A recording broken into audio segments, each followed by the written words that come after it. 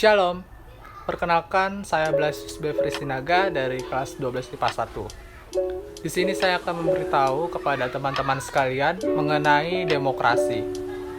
Arti dari demokrasi ialah sistem pemerintahan yang kekuasaan tertingginya ada di tangan rakyat. Salah satunya ialah dengan memberikan kebebasan atau hak sepenuhnya kepada setiap masyarakat Indonesia untuk mengatur kehidupan dalam bernegara, baik secara langsung ataupun melalui perwakilan-perwakilannya. Lalu, bagaimana kita mengupayakan menegakkan demokrasi sebagai warga negara Indonesia? Sebagai warga negara Indonesia, beberapa upaya atau hal yang dapat kita lakukan untuk menegakkan demokrasi ialah sebagai berikut. Yang pertama, menaati hukum yang berlaku di Indonesia, yaitu menaati perundang-undangan yang berlaku. Lalu kita dapat mengikuti pemilu jika kita sudah memenuhi standar untuk mengikuti pemilu. Lalu kita juga sebagai warga negara Indonesia nih, dapat menyaring berita-berita yang masuk agar kita terhindar dari adanya berita palsu atau hoax. Lalu kita juga dapat menegakkan atau mengupayakan adanya demokrasi dengan membiasakan diri untuk menyelesaikan masalah yang ada berdasarkan musyawarah untuk mencapai adanya mufakat.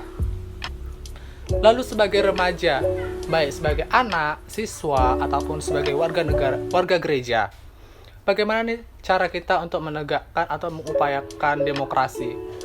Beberapa hal yang dapat dilakukan ialah sebagai berikut. Sebagai seorang remaja, kita harus menyaring berita yang ada agar kita sendiri terhindar dari adanya berita palsu atau hoax. Lalu, kita dapat mengikuti kegiatan pemilihan-pemilihan umum atau pemilihan-pemilihan yang berdasarkan di kalangan remaja. Seperti di sekolah kan kita mengikuti adanya pemilihan OSIS. Lalu nih, kita dapat menyelesaikan kewajiban kita dulu sebelum menuntut adanya hak. Seperti misalnya, ketika kita ingin menikmati fasilitas yang bagus dari sekolah, seharusnya kita memenuhi kewajiban kita terlebih dahulu, seperti membayar uang SPP, ataupun kita harus menghormati guru dan mengerjakan tugas-tugas yang ada dengan baik.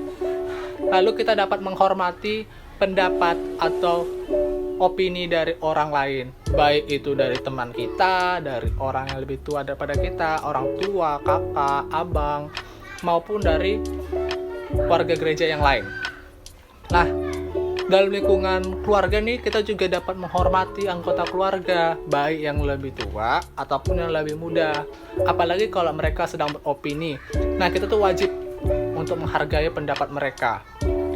Lalu kita dapat mengikuti kegiatan peribadatan sesuai dengan aturan gereja yang berlaku. Seperti kan di gereja ada peraturan untuk nggak boleh main HP saat ibadah, seperti itu. Demikian penjelasan saya tadi. Semoga apa yang saya sampaikan dapat bermanfaat bagi teman-teman sekalian. Terima kasih. Shalom.